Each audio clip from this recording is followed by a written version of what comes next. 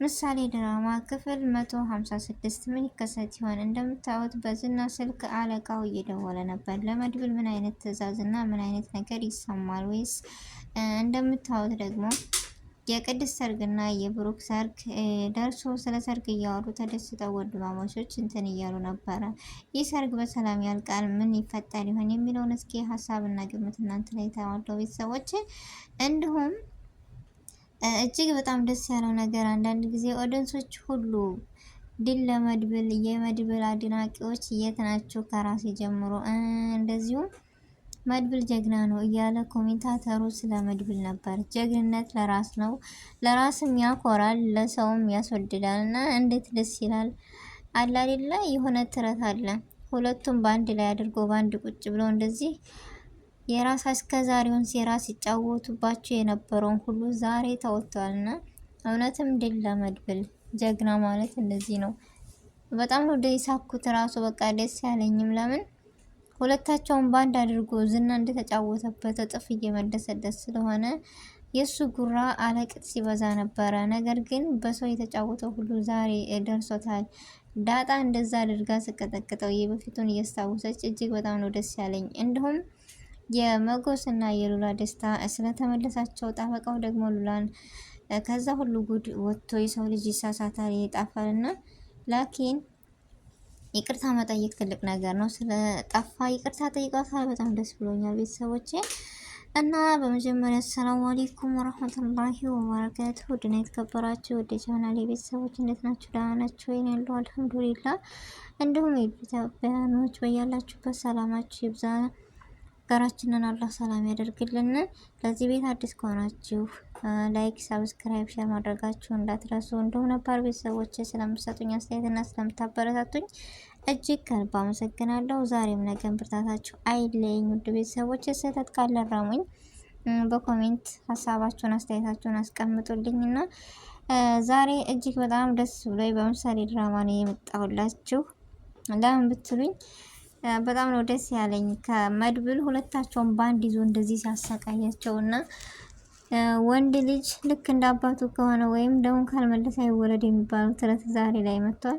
መድብልም ባለፈው ያልተያዘ ሰው የያዘ አበቃ ስንል ላኪን ዙሮ እንዴት አድርጎ በሲስተም እንደያዛቸው ሁለታቸውንም ደግሞ አንድ ክላስ አድርገው እንደዚህ ማድረጉ እጅግ በጣም ያስደስታል።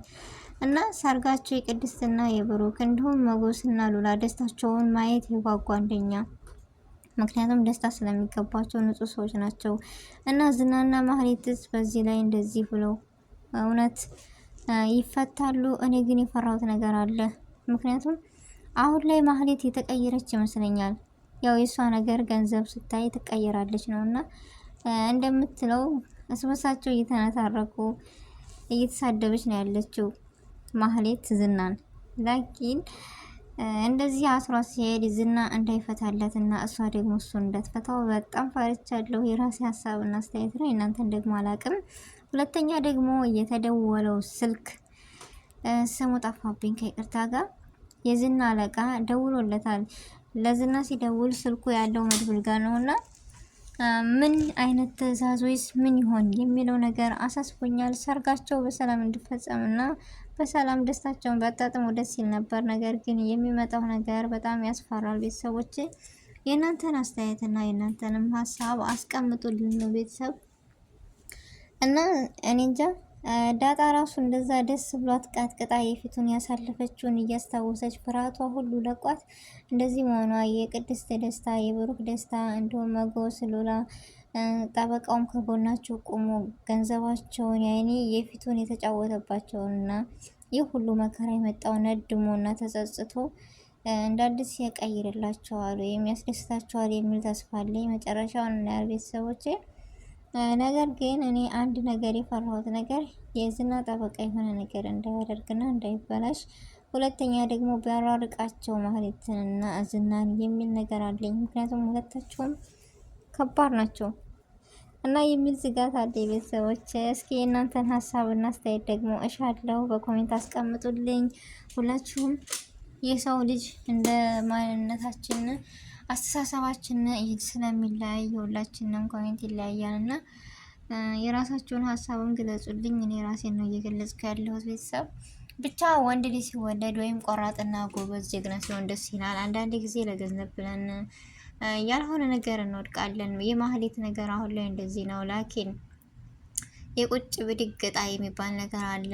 በሆነ ነገር ገብተን ግን መጨረሻችን የሚያምር ቅድስት አሁን የቤት ሰራተኛ ሆና ነው የገባችው። ነገር ግን መጨረሻ የቤትም ቤት ስኳን እንደት ነው የተደሰተው። ግማሾቻችሁ ለቅድስት የቅድስትን ህይወት የቀይረ ጌተኛንም ቀይረን ከመዳን ቤት አውጣኝ ብዙ ነገሮች ይባላል እና ተስፋ አድርጉ ነው ማለት ነው። ማለት መልካምነት ነው ከዚህ ሁሉ የእሷ መልካምነት የእሷ ማንነት ምሳሌን እንዴት እንደሆነ እንደ ቤት ሰራተኛ ሆና ሳኮን እንደ እናት እንደ እህት እንደ ሁሉ ነገር ሆና ከምሳሌ ጎን ሆና ስትታመም ደሞዟን ሁሉ እየሰጠች ያስታመመቻት እና የቀረበቻት ልጅ ነበረች። ቅድስት በጣም ጥሩ ልጅ ስለሆነች በመልካምነቷ ነው ሁሉ ሊገባት የቻለው ይገባታል እላለሁኝ።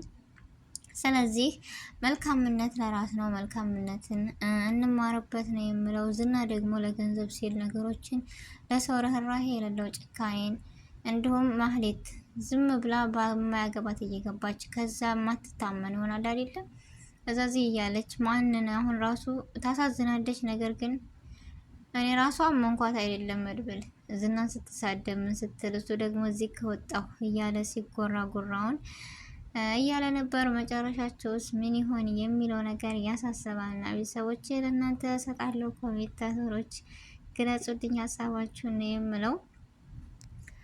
ብቻ እንዲሁም የዝና መጨረሻ ምን ይሆን እንዲሁም የማህሌት በቃ የእነሱ መጨረሻ ማየት የናፈቀው ማን ነው? ከድራማ ሁሉ እያበላሹት ያሉት እነዚህ ናቸው ሁለቶቹ።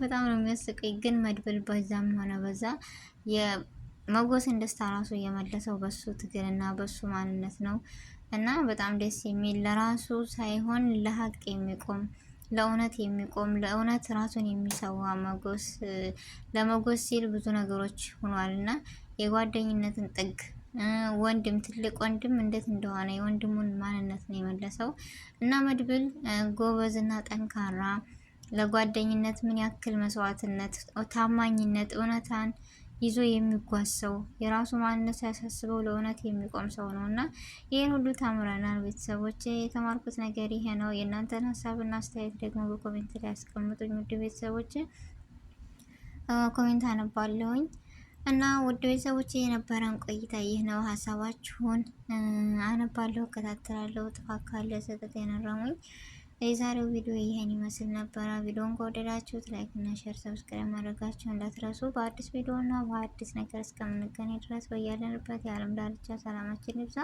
አሰላሙ አለይኩም ወራህመቱላሂ ወበረካቱሁ።